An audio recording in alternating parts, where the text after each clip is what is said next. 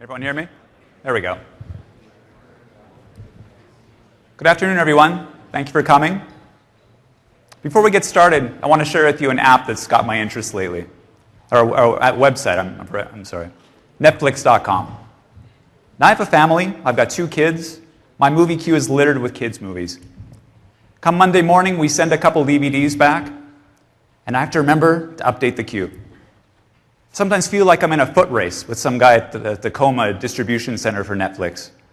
I've got to reorganize my queue, otherwise come Friday, the choice of movies I have, Pokemon forever. Another good example, but I can go to my Netflix queue now and reorder it really easily. I've got all my data on one screen. I can drag drop to reorder the queue. I can delete a couple movies as I go, rate a couple that I've seen. It's a really nice, fluid, data-centric experience. A better example is Mint.com, maybe not quite as widely known. It's a personal finance website. You can go, you can reconcile your checking transactions, all on one screen. You can reconcile your transactions pretty much as fast as you can click. There is server latency here, but they mask it very well. And if I hit F5 or back, I don't lose my data. All that data has been pushed out directly. So my name's Brad Olenek. I've been spending a lot of time thinking about these sort of experiences, trying to simplify them so they can be built into your website. A little bit about RIA services before we start. Who here has used RIA services? Well, thank you. Hope it's a satisfying experience for you. Those of you who haven't, we have an end-to-end web application framework focused on end-tier applications. We make it really easy to take your favorite data access layer, be it NHibernate, Entity Framework, POCOs, and we have you build a service around that, a service that exposes your data to your clients. And separately, we make it really easy to build client experiences. Those of you who are using it today are using a SOAP endpoint on our service to develop phone experiences. You're using our binary endpoint to build Silverlight experiences. And today I'm very excited to share with you a new jQuery client. A couple other goings-on in the real world that you might want to be aware of. We're taking the RIA application pattern and moving it to the cloud. With that, you'll get better deployment. You'll also get management and monitoring of your deployed RIA applications. And separately, we're investing more heavily in OData, both on the server, in our RIA domain service, and also in this new jQuery client. So in looking at simplifying these data-centric experiences, I took a look at the broader JavaScript space and looked for examples of pieces that were doing this already. And there are many out there. The one that has broad adoption, though, is jQuery. So I took a look at jQuery and wondered, well, what if we added a client-side query model? You could then load data onto your client based on common UI interactions like paging, sorting, filtering. We can make it really easy to synchronize your presentation layer with your data. We can make your data observable. It issues change events when it's modified. And we can make your UI controls reactive, that they're listening on those same data change events and keeping your presentation layer and your data in sync. We can keep track of what's been modified in your client-side data. And we can issue an AJAX post to commit those changes back to your service. Now, how many different ways are there to edit data in HTML and JavaScript right now? You can bind a click handler that does a post immediately. You can bind a traditional HTML form to your data. Or maybe you have a little more exotic scenario where you have multiple related records that you need to edit in a transactional way. And I can guarantee you the code for each of those looks entirely different. But imagine you had a programming model now that was flexible enough to be used in all those scenarios. Fewer concepts to learn, and your code churns less if your app design happens to change during development. So with that, we took these insights and we developed a piece that we're going to show today, which is called RIA.js. It's a jQuery client for WCF RIA services. It's available today in preview form to download. So what is RIA.js and what does it mean to your development? Well, clearly we have a rich client-side data management piece for you. It has a very simple, flexible API and it's built for great UI integration in terms of jQuery. So of course this will work great with RIA services, and it's going to broaden your client reach so you can reach both mobile and desktop browsers. If you're not heavily invested in RIA, we're going to expand on RIA.js so it can connect to other WCF HTTP services and give you more flexibility with how you build your services. Now, you're likely developing today with ASP.NET. So what does this mean to you? Well, you'll find that RIA.js and RIA services generally is a very additive piece to what you know about ASP.NET. You run a simple domain service wizard to add a service to your ASP.NET web application. Then separately, you apply one NuGet package to your project to get the JavaScript files that comprise RIA.js. Likewise, the demo I'm about to show you uses ASP.NET authentication services.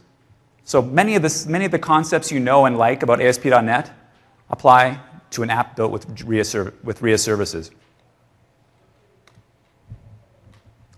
So we're clearly doing something in the data space with RIA.js, but we have to go a great deal further to make these Netflix or Mint.com experiences really easy. And here's where jQuery comes in. Now, jQuery is expanding. The jQuery UI team is embarking on a grid project right now. And there are a couple of noteworthy plugins that are being in development. jQuery templating and data linking make it really simple to dynamically create DOM on your client, bind it to your client-side data, and keep those two in sync. This is a great basis for building UI controls. Now, as part of the grid project, the jQuery team is investing in a data model. And why is that so? They're trying to develop an ecosystem for UI controls that all have a common way of doing paging, sorting, filtering, a common way of updating data, becoming aware when data changes, and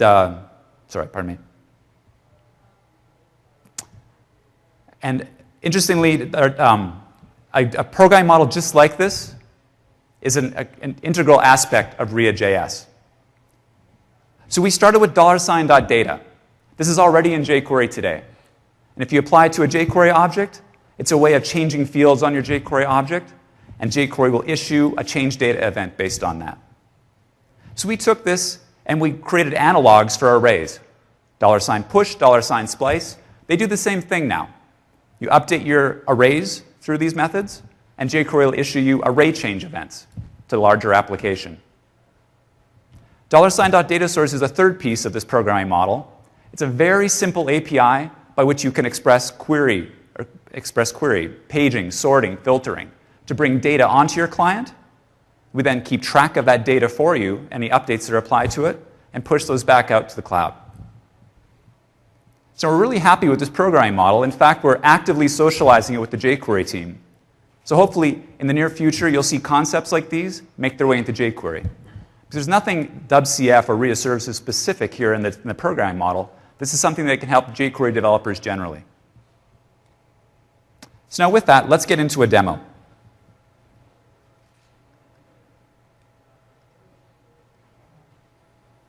This is Big Shelf.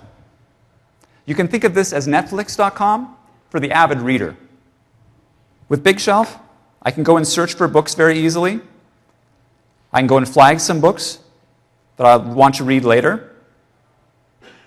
I can consult my friends list to have a very targeted experience for finding more books by seeing what they've read recently or what they have planned to read. Use this as a basis for flagging more books. Then I can go to My Books queue and very easily see the books that I might read. And once I've read them, go in and rate them. My friends can see these too. Now, to have a good experience here, we're going to want to develop a nice friends list, people with common reading interests, and you do that here on this profile screen. So this is a different editing experience now than we saw in Search. Search, when I was clicking Save, that was being written directly out to our RIA domain service. In this experience, this is more traditional HTML forms now, where the updates are being buffered in memory. But this is more than a traditional form experience. We're allowing the client to visualize what they've edited. Deepesh, my PM on my team, He's an avid reader, but his interests are not clearly aligned with mine. Although I like the guy, I'm going to remove him from my friends list. I bumped into my buddy Howard yesterday, and we shared some books that we've been reading. I want to add him as a friend. So now we're editing not only a profile record here, but also related friends records as well. And of course, this is a buffered editing experience, so I can either commit or roll back these changes. And of course, this is a dynamic editing or a fluid editing experience now, because this is all in memory. So now how do we develop this app now? We started with a regular ASP.NET application. We got a client designer together, along with a server developer, and we developed some mock data as a basis for our app. We have a list of books and a list of flag books. You notice the flag books, they refer to a book by ID, the foreign key. If I might read the book, it gets a rating of 0. And if I've already read the book and rated it, that's reflected in the rating field. So we use this as a basis of splitting off and building the larger application. The client designer went away and built, using ASP.NET, the ASPX files, HTML, CSS, for the visuals of the app, and also added a little bit of jQuery to make the user experience work even against this mock data. Separately, the server developer went away and ran the RIA services domain service wizard and developed a service, a CRUD pattern service very easily, that does CRUD operations over each of the tables in our database, with the intent of now serving up data that matches the mock data we saw earlier. So here we are today. The app already happens to work fairly well against the mock data. This is all in memory now. Even the editing experience works fairly well. But as soon as I hit F5, of course, it's gone. Why is that? Well, because we're just editing the in-memory data. So let's sit down now. Let's remove the mock data, replace it with RIA.js, and make this app really shine. So before we do that, I want to give you a little walkthrough of what this search page actually looks like at the jQuery level. It's very simple. We have a very primitive sort control here, which is effectively just adding a selected and removing a selected class based on button clicks, and then calling refresh to basically fetch the new books list. Separately, we have a list control here. List control is just rendering our book data objects. It's based on jQuery templating now. So you have a template parameter and a container where we should put the books list. And separately here we have one callback. Every time an item is rendered inside this list, this callback is called, and what we do in this case is do some jQuery data binding between the book elements and the book data and the book data objects. And that's just to enable the editing experience you saw when I clicked save and clicked on the star rating. Separately, we have an autocomplete for our search box. This is where I can type in a substring search. It's a traditional use of autocomplete. And again, whenever the user pauses when they're typing, we'll call refresh books list to go and update the books. And of course, we have a call to refresh books list just to prime the UI for the first books that are going to be seen when you load the page. Refresh books list remains to be implemented. So really simple app. We've got, 30, 40 lines of jQuery code. So let's now remove this mock data and replace it with RIA.js. We'll start with books. Gone.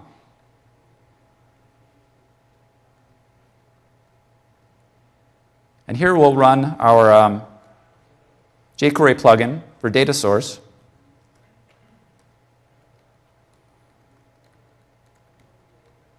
To basically pull this data from the server. So what we're doing here is applying our data source plugin. We're going to give it some parameters now. We need a service URL, which we'll use throughout this app. This is the URL for our domain service.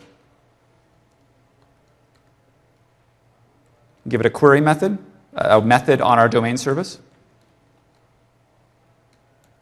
Get books for search. Now we'll instruct the data source to not buffer changes.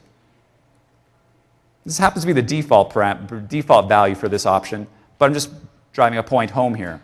That what you saw in the editing experience, we're clicking on save or clicking on the star rating. Each one of those interactions is doing an AJAX post. So now all we've done here so far is instructed the data source, bound the data source to this array. Now the data source is responsible for populating that array now by bringing remote data onto the client. It's also listening on both the array and the entities in that array for changes. And when it receives those, it turns those into AJAX posts to push changes from the app back to your service. Now just with that, if we go back to our app, refresh. Hello. Oh, I'm sorry. One last thing I forgot. So we're going to go into refresh books list now. All we've set up is the binding between the data source and the array. We haven't yet loaded any data. So here we're going to follow a common plugin pattern in jQuery, where if you apply the plugin with parameters, that's meant to be a construction pattern to actually develop the data source, and that's what we did earlier. Here we're calling the plugin without parameters, and we're just retrieving a data source instance. It's got its own very simple API. In this case, we're calling refresh. Every time you call refresh, it's loading the remote data. So now, we hit F5. There we go. Now we have server data. Now luckily, I only have a couple of hundred books in my database right now. Otherwise, that would have taken a long time. So already we have server data. Now let's, in fact, we can follow along on the left-hand side here to see where we are. Next, let's go and add sorting, paging, and filtering to make this an even better experience. And here we're going to continue to add to our refresh books list.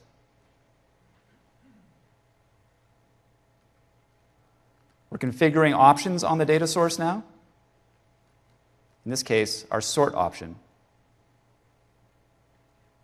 And here you recall in our sort control, we're just going to pick off the sort button, which is currently selected. Use its text as the basis for sorting.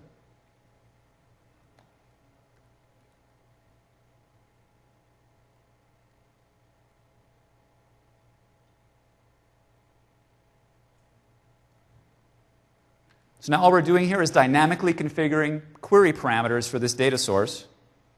With just that little bit of jQuery, now we'll find that we now have server-side sorting. Sort by author, sort by title. Now let's continue on to follow a similar pattern here for filtering and paging. Follows a similar pattern, so I'm just going to do some cut pasting now. Oops.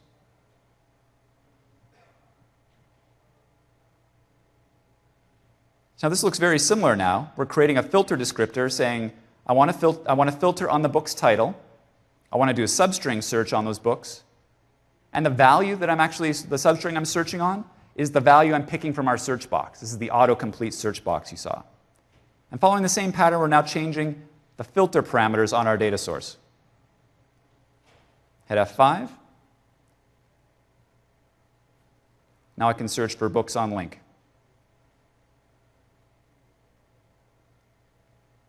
Now separately, let's add a pager. And this is a little plugin that I developed quickly to illustrate a point that internally this pager is doing this very same dynamic changing of query options on the data source. As I click pager buttons, it's setting paging parameters or paging options on the data source and calling refresh just like you saw below. Now why I'm doing this is to illustrate the nice composition we have with this story. Sorry, we have, oops, doesn't quite fit on the screen. There we go. Now we have server-side paging. So what I'm illustrating here is the nice composition story. You can have controls in your app that are dynamically changing query options. You can have the app doing that itself. And notice these controls. The pager control only worries about the data source. It has no interest in the array of books itself.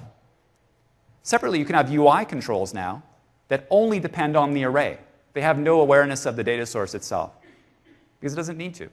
It's just listening on the array for changes. So we have a nice layered composition story in the jQuery space with this. So now let's go to editing support. We're still, when we click on Save and the Start control, we're still editing this mock data. So let's go remove that now and replace it with another use of data source, $.data source. So now this follows the same pattern we saw before. So let's speed up a little bit. So here we have another invocation of the data source plugin. The only difference here is this is using a static method on jQuery. Now why is that? Because in this case we want just a classic request-response pattern for fetching data. We don't want to bind the data source to an array like we did in the past. We just want to get the array back and then do something with it in the app. So this is classic request-response. It follows the same API of the earlier data source I showed you. So the instance responds to the refresh verb. And then the response comes in this refresh callback. And this is where we're retrieving our flagged books, which earlier had been mock data. This is also the first citing of our entity data model support. So here we're fetching a profile, the current user profile, and expecting that it has child entities now, which are its flagged books. Now that's going to become important in a moment. So just with this change, hit F5 on our app again. And now we're actually updating server data. How do I know that? Hit F5, and those changes are now in our backend data. So you may think there's some smoke and mirrors happening. All I did is replace the mock data. I didn't make any other code level changes here. So what's happening there? So now it's time to go look at, in our list control, we did this binding between our DOM elements and our data objects. This is where this becomes important now. Let's take a look at how that's done. So now recall this link book and bind edit controls. This was working over our mock data just fine. So this is just standard jQuery code. But now what makes it update our RIA domain service now? Let's take a look at that. I'm going to focus you on just a couple lines of code here because the rest of this is just standard jQuery. Here's how we actually add a flagged book instance for the given profile when I hit save. It's $.push. In an ordinary JavaScript program, I'd use the push method on array directly. This is now the variant in jQuery, or what we're proposing to jQuery. They'll have the side effect of raising array change events. Now, not only is the UI listening on those array change events, but also the data sources as well. So when it sees a flagged book addition like this to its array of books, or to its array of flagged books, the data source is going to issue that over the wire in terms of an AJAX post. So you also look at this and wonder, well, wait, flagged books has a foreign key to the profile table because it's a flagged book for a certain user. There's no use of IDs here. This is where our entity data model support becomes important. All the foreign key fill-in is done within the data source itself. The data source is aware of the metadata behind your service and knows how to fill in those foreign key fields. Now, when I click on a star rating, what does that look like at this level? That happens right here. We're using the jQuery data linking plugin that binds a book element in the DOM with a data object, which is our flagged book. So any change in the DOM, the clicking on the star rating, data link is going to respond to the DOM level change event there and turn that into a $.data call on the flagged book instance. And then as you saw below with $.push, the data source is listening on those change events and issuing a post to reflect that change to the rating field on this flagged book. So you saw I had to make no code level changes to make this happen. And it lends itself nicely to the developer workflow of developing mock data and then later refining your app. So now you notice in this app we had the My Books link, variation button here. So now this should operate similarly to how the Netflix queue works, right? This is a personalized option. Now, how many books can I possibly have? 100? It should work like the Netflix movie queue. I should dump all the data onto the client, and I should be able to page, sort, filter, lightning fast. It should all be in memory. That's the expectation of people who are using this app. So let's see how that might be done.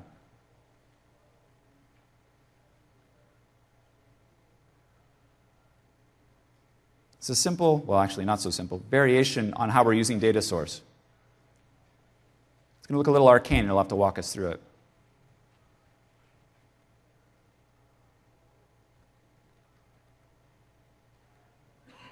So what this is doing now, we still have our original source of data here, our original data source, which is fetching the remote data. But with this apply local query kind of factory pattern, we're creating a local data source that uses as its input data the remote data fetched by our remote data source. So we're creating a chain of data sources now.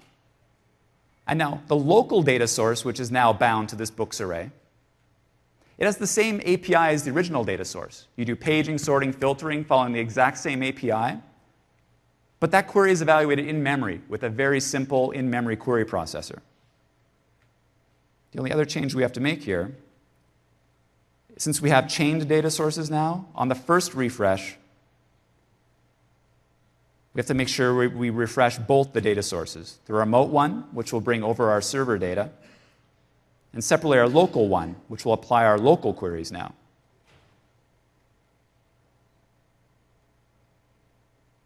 But notice we don't refresh both data sources for the sort control or the autocomplete control, because in that case, whenever those change, we only want to be rerunning our in-memory queries. The remote data, we don't want to refresh those at that point. So with just this simple change now, if I hit F5, the app looks exactly the same, but now the books have been loaded into memory, and paging, sorting, and filtering should be lightning fast. No server latency at all here because all the books are in memory. And this is good for user-specific scenarios where you know the data you're bringing onto your client is of modest size, and so you know you can operate upon that in memory. So that's local query. So now let's go to the profile page that we saw earlier and see this kind of different editing experience now, but with the same concepts we saw earlier with $.data source. This is a little more built out because we've seen data source before, but it should be familiar by this point. We're bringing over a single profile record in this request response pattern we saw earlier. We're bringing our single profile record for the current user. The only difference here now is you'll notice that buffer changes equals true. That's informing the data source now that when it's listening on data change events from the array or from the individual entities in that array, it doesn't immediately issue an AJAX post. Rather, it's accumulating a change list internally. But now in the app itself, we have to wire up the verbs to commit and to revert the change list. Let's go do that now. In fact, I should have walked through this app. This app is even simpler than the search screen now, or this page is even simpler than the search screen. We have a simple HTML form that we're data linking to our single profile entity. Now, separately, when we first get that data on the client, we have to initially push the data into the DOM. So now let's bind up our submit button for this page so we can actually commit a change list once the user is happy with their changes. Add a click handler.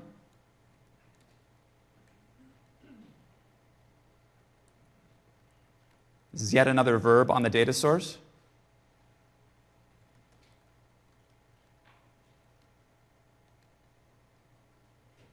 And just like that, we've enabled the save button on our page. Commit follows the, revert follows the same pattern. So just two new operations we're calling on the data source. Now if we go to our profile page, we have our scalar properties implemented here. I can make my changes. I can go cancel to revert the whole change list. Or try.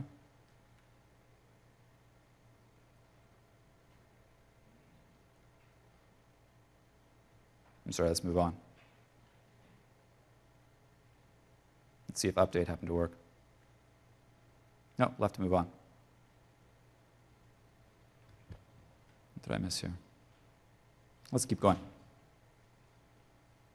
So let's change tracking. We're committing and reverting our change list. Now separately, our save and our cancel buttons, those should only be enabled when you actually have changes on the client or buffered in the data source. Let's see how that works.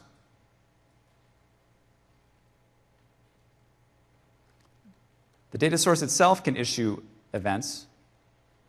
So we're going to register an entity state change event handler.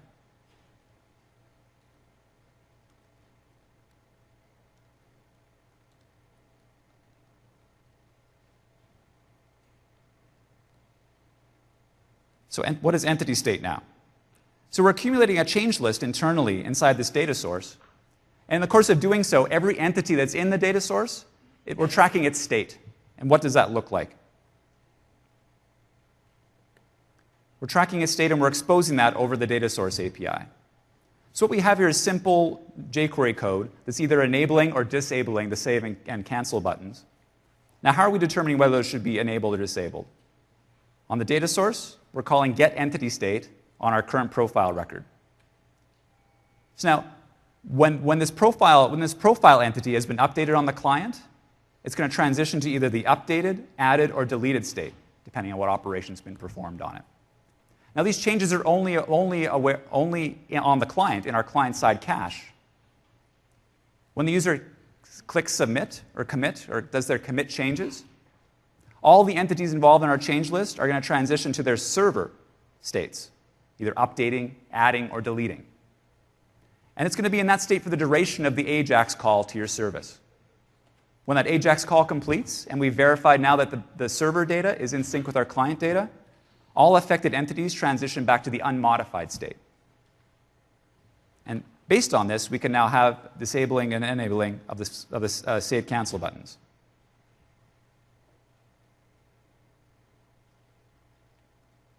Which isn't working either. Oh, there we go. So now I made an initial change. They're both enabled. If I wipe out my change list, they're both disabled. So now another use of entity state were these kind of cute little adornments you saw in the earlier demo. That is allowing clients to visualize what they've changed in their form. It follows the same pattern now. In this case, we're listening on jQuery's change data event. This happens whenever anyone issues a $.data field level change to a JavaScript object that we're tracking. Now, based on this, we're going to update property adornments. Let's look at how that works. This is just a variation on entity state that we saw earlier. The purpose of this method is to dynamically add a class which is updated to the individual items, individual scalar properties on our form. And we do this based on isModifiedProfile property. So here, we're getting the entity state for our profile record, and if it actually has been updated, we're calling into this other method on the profile data source, which is property changed, given a property name. Now, because we're already keeping track of this change list, it makes a lot of sense to just surface that to the client so they can make different user experiences around that. Now, with that change, we get our property level adornments that you saw. Cancel, they go away. That's entity state. The last thing I'm going to show you today is what we call shared validation. So, as part of our domain service that we developed earlier, the domain service we developed can be the place where you start to add your business logic for your web application. And a really small example of that is what we've done here. These are metadata classes now. You can think of these as peers to your data access layer classes that model your entities. We're inside the profile metadata class, and we've applied a data annotation now that's saying that our email address should conform to the regular expression for email addresses. So now we added this to the RIA domain service because it makes sense for this to be in the service itself. We'll apply some business logic on any update to our profile and refuse to make changes to the back end that aren't, in this case, don't conform to the email address schema. And that's done on the server now, in your domain service. But as part of this jQuery client, we also serialize those rules to the client in a form that can be used by the jQuery validator.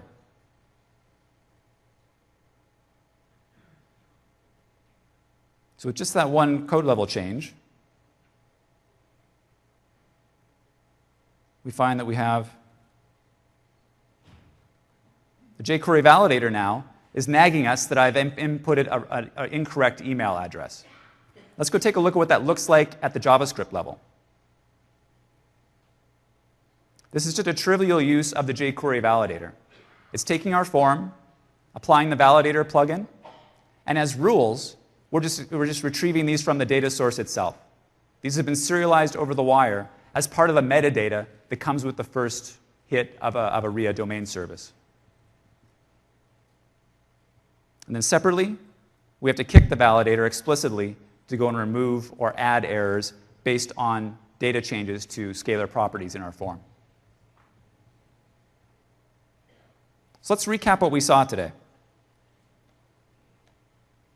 We saw local and remote query. Same programming model, span both fetching data from our remote server or fetching a large bulk of it and then querying it locally. Same programming model with respect to filtering, paging, and sorting. We saw data change events. These are built into jQuery. We hope to add array change events that they're the analogs of field level changes. We saw our two dramatically different edit modes here now. On the search page, this was a write-through edit mode. And on the edit profile page, this was change tracked. Again, same programming model. We saw entity state and how that can be used to create a user experience around your change lists. You know, you probably missed when I first walked through the Big Shelf demo. Whenever I click on the save buttons, you saw that the book went gray for a moment. This was just giving the user a visual cue that their edits to their data are actually being heard by the app. Otherwise, you might mistrust and think that the app isn't even hearing your data changes. That was done in terms of entity state too. So this entity state machine that I showed you, it works from both the change track mode and it applies also to our write-through edit mode. You saw use of our entity data model. So you don't have to muck with foreign keys anymore. And you saw our shared validation. That is expressing your validation metadata once in your RIA domain service and then applying that on the client, even before your domain service hears about the edits. So you see this app has it's very, very simple in the amount of code we wrote. We've used very simple, flexible APIs and got a really rich result. So RIA.js is available today for you to go download. I really encourage you to do so.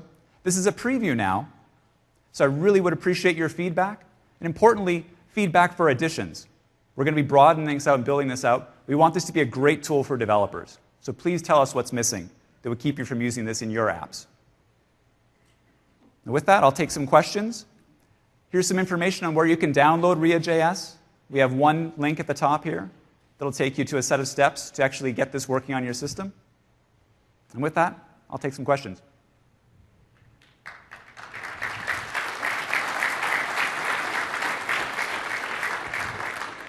Yes?